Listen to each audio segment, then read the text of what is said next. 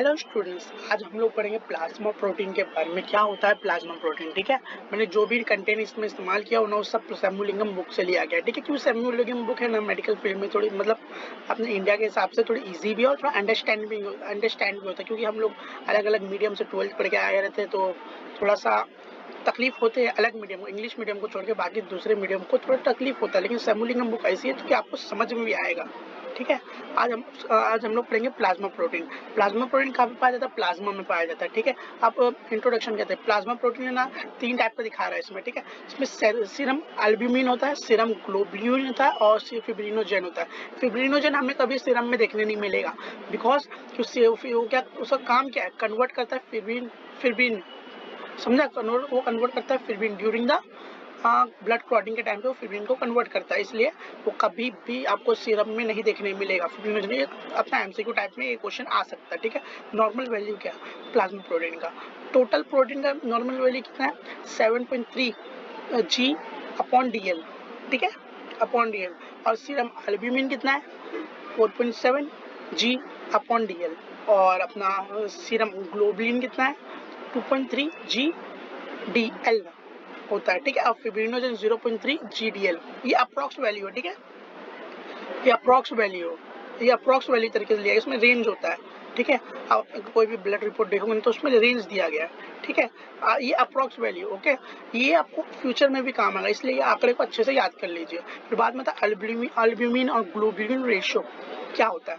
Normally जो albumin एजी ratio होता है ना, ए अपॉन जी रेशियो जो होता है ना, 2.1 होता है, 2:1 होता है। ठीक है, ये क्यों, ये हमारे लिए क्यों इंपॉर्टेंट है? ये इंडिकेटर है some of the diseases of liver और किडनी के बारे में बताता है, इंडिकेटर कैसा काम करता है। ठीक है, अब हम लोग पढ़ेंगे separation of plasma protein. Plasma protein का सेपरेशन का क्या है, क्या रोल है प्लाज्मा प्रोटीन का सेपरेशन का?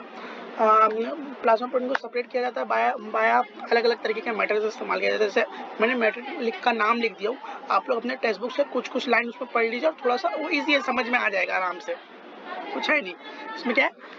Precipitation method, salting out method, electrophoretic method, Cohn fractional precipitation method, ultra centrifugation method और इम्यूनो इलेक्ट्रोफोरेटिक मेथड। ठीक है, मैंने नाम लिख दिया, अब थोड़ा टेक्स्ट बुक से आप उसको रीड कर लीजिए। फिर बाद में आता है प्रॉपर्टीज ऑफ प्लाज्मा प्रोटीन। क्या प्लाज्मा प्रोटीन की प्रॉपर्टीज क्या है? ये तो इंपॉर्टेंट है। ठीक है, ये क्वेश्चन बन के भी आ जाते हैं कभी कभी, तो भाई ऐसा है। प्रॉपर्टी, मोलिकुलर वेट कितना है? एल्ब्यूमिन का मोलिकुलर वेट है 69,000, अच्छे से याद रखिए।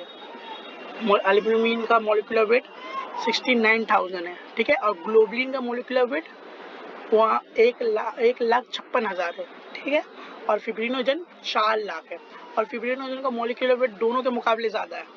ठीक है, फिर बाद में था ऑक्जेंटिक प्रेशर। ऑक्जेंटिक प्रेशर होता क्या? मतलब जो प्रेशर है ना, वो the plasma protein are responsible for the oncotic और osmotic pressure in the blood. Plasma protein क्या है? Osmotic pressure in the blood के लिए रिस्पॉन्सिबल होता है। ऑस्मोटिक प्रेशर है ना, एक्सर्टेड बाय द प्रोटीन। जो प्रोटीन है ना, वो एक्सर्ट करता है ऑस्मोटिक प्रेशर में in the normal plasma, in the plasma is called as colloidal osmotic pressure.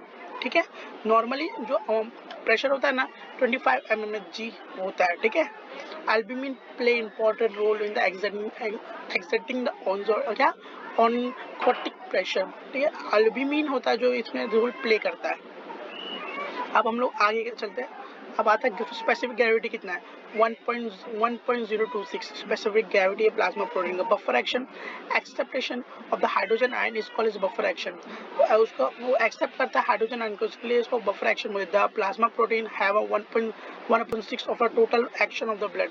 Plasma protein 1/6 है of a total buffering action of the blood. फिर बाद में the origin of the plasma protein, ये properties हो गए। अब origin कहाँ पे होता है? इन एम्ब्रियो में कहाँ पे होता है? एम्ब्रियोनिक स्टेज में the plasma protein are synthesized by the कौन सा?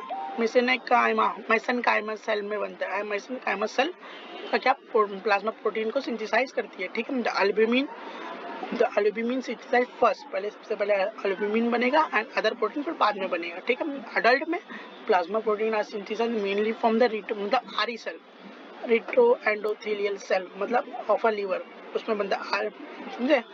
आरी सेल ऑफ द लीवर में बनता है। The plasma The plasma protein are synthesized also from the spleen, bone marrow and disintegrating the blood cell, general tissues cell में. Gamma globin is synthesised from the beta lymphocyte में बनता है, मतलब B lymphocyte में बनता है, sorry B lymphocyte में बनता है. ये अभी ये डिटो एंडोथेलियल सेल से कंफ्यूज मत हो, मतलब ये अलग टॉपिक मैंने ले लिया हो तो आपको समझ में आ जाएगा, मैं वो टॉपिक जब पढ़ाऊंगा तो. ठीक है, आगे चलते हैं. Function of the plasma. Plasma के फंक्शन क्या होंगे? Plasma protein very initial of a body. Plasma protein नहीं होगा तो भाई काम ही नहीं होने वाला, ऐसा समझ लो. Role in the coagulation of the blood. पता है कोगुलेशन क्या होता है? तो फिब्रिनोजन का इनिशियली है भाई, फिब्रिनोजन नहीं होगा तो ब्लड कोगुलेशन ही नहीं होगा.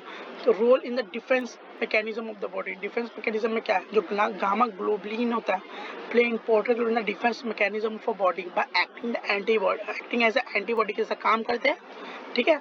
द प्रोटीन और ऑल्सो कॉल्ड एज इम्यूनोग्लोबिन भी बोलते हैं प्रोटीन को. एंटीबॉडी रिएक्ट करता है किससे? एंटीजन ऑफ द वायरस से रिएक्ट करेगा, antigen of the various micro organism से रिएक्ट करेगा और which causes the disease, like जो डिजीज कॉज करते हैं डिफ्थीरिया टाइफाइड, और उसको डिस्ट्रॉय कर देगा. ठीक है. Role in the transport mechanism में क्या होता है?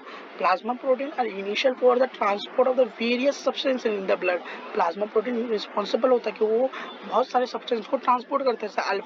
जैसे अल्ब्यूमिन हो गया, अल्फा ग्लोबुलिन हो गया, बीटा ग्लोबुलिन हो गया, are responsible for the transport of the hormone, enzyme etcetera. तो अल्फा ग्लोबुलिन और बीटा ग्लोबुलिन रिस्पॉन्सिबल है transport of the hormone and enzyme के लिए etcetera. The alpha and beta globulin play important role in the transport of the metals in the blood. ठीक है, ये important point, ये MCQ में आ सकता है, पूछ सकते हो लोग. अब आगे चलते हैं. Role in the maintenance of the osmotic pressure in the blood. किस तरीके से रोल है? at a capillary level the most of the substance are exchanging between the blood and tissue. Capillary level में होता है ना, तो ब्लड से एक्सचेंज होता है, ब्लड एक्सचेंज होता है, the exchanging between the blood and tissue से बहुत कुछ सब्सटेंस एक्सचेंज होता है. However because they are large size and the plasma protein can not passes through the capillary membrane easily, because ये बहुत बड़ा ही होता है. आप तो मॉलिक्यूलर वेट देख ही चुके हैं, इसलिए ना ये बहुत मुश्किल होता है, मतलब कैपिलरीज पास नहीं हो पाते, बहुत मुश्किल से पास होते हैं, मतलब इजीली नहीं होते. And remain in the blood, जो ब्लड में रह जाते हैं. In the blood this protein are exerted in colloidal pressure. जो प्रोटीन बच जाते हैं वो कोलाइडिक मतलब ऑस्मोटिक प्रेशर बनाते हैं. तो osmotic pressure exerted by the plasma protein. Plasma मतलब जो होता है ना ऑस्मोटिक प्रेशर एक्सर्टेड करता है प्लाज्मा प्रोटीन. कौन सा प्रोटीन? अल्ब्यूमिन. ओके, तो कितना होता है? 25 mg होता है. Role in the regulation of the acid-base balance. The plasma protein, particularly albumin, play important role in the regulating the acid-base balance in the body. Albumin जो है ना acid-base balance for body को भी maintain in the blood को maintain रखता है. ठीक है, in the body बोल दिया, सॉरी ये blood लिखा हुआ है, मुंह से निकल गया, sorry. Role in the viscosity of the blood. The plasma protein provide a viscosity to the blood. Plasma protein provide करती है viscosity to the blood, which important to maintain the blood pressure. जरूरी होता है maintain करने के लिए blood pressure का. Albumin provide maximum viscosity in the other plasma protein. Albumin है ना सबसे ज़्यादा viscosity देते हैं दूसरों के मुकाबले. ठीक है, आगे चलते हैं. Role in the ECR. Side sedimentation rate, ये पढ़ेंगे हम लोग आगे. ठीक है, ये होता क्या है ECR? Globulin and fibrinogen accelerate the tendency of the rouleaux formation by the red blood cells. ठीक है, red rouleaux formation is responsible for the ESR which are important to diagnostic and prognostic tool. ये जो रिनोलेक्स formation है ना, वो हम लोग आगे आपको बताता हूँ मैं. अभी हम लोग इसके बाद आरबीसी पढ़ेंगे, तो आरबीसी में मैं आपको उसको डिटेल में थोड़ा समझा दूंगा. Okay. Role in the production of the tryptophan substance. Tryptophan substance are the necessary for the nourishment of the tissue. Culture के लिए जरूरी होता है. This substance are provided leucocyte from the plasma protein. Okay, role in the reservoir protein during the fasting, inadequate food intake or inadequate protein intake. The plasma protein are utilized by the body tissue का इस्तेमाल करती है as a last source of energy. The plasma protein split into amino acid. Plasma protein टूटते हुए मिश्रण by the tissue macrophage. ठीक है, amino acid are taken back by the blood and distributed throughout the body में distribute for to form cellular protein molecule बनाने के लिए, form करने के लिए cellular protein molecule. Because of this the plasma protein are called as the reservoir protein के को call करते हैं। थैंक यू, आज के लिए इतना ही।